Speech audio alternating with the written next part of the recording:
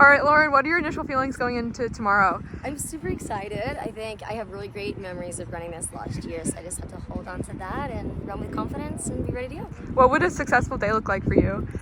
Definitely a PB. Anything under 30:35 would be a new Australian record as well. So yeah, a PB would be a great day for me. Training's been going really well. We've run a couple of PBs this indoor season. Yeah. So taking a different approach, having run some half marathons as well. So yeah, I'm just really excited to put the work, onto race day as well. So. Yeah, you've been on a tear so far in 2025 across pretty much every event.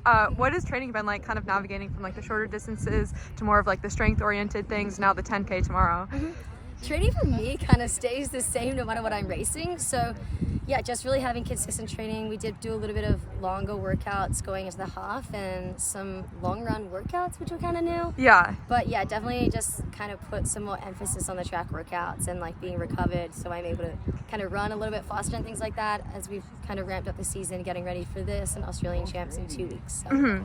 And I know a lot of people come to the 10 to kind of focus on like the wave lights and pacers and like hitting the standards, but you're also here to compete. Can you kind of speak on how you balance those two things?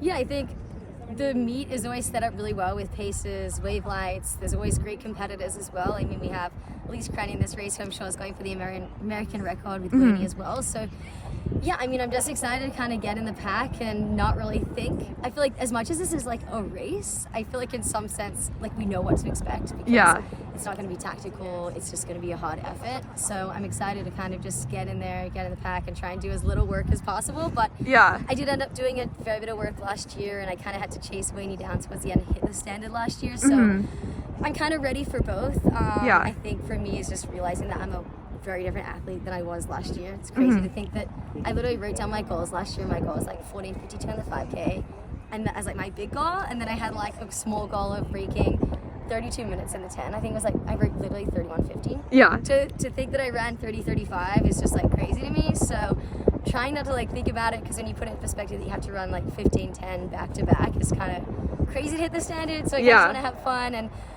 be out there with the girls and just like have a good time, try and channel the music and the energy that people have, and that's kind of what Sun Running does a really good job of. Hopefully they're playing Fred again. I hope. And I love that you wrote down your goals. Is there any specific things that you would attribute to your huge success this past year? Just having the team support around me, coaches, manager, medical team.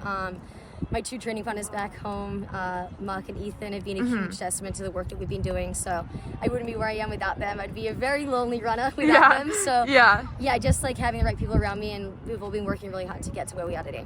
And after your BU race, when David interviewed you and you mentioned your Valentine's Day breakup, that kind of went viral. How has that like fueled you for your races since then and going into tomorrow?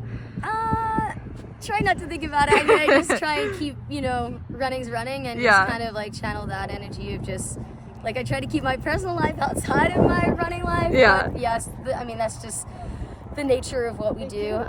Sometimes things, happen and they like become in the public eye, which is not ideal, but at the same time, like, this is my job and I kind of have to expect that those things can happen at any point. But yeah, definitely just focusing on the job at hand. Yeah. And how long are you out in California?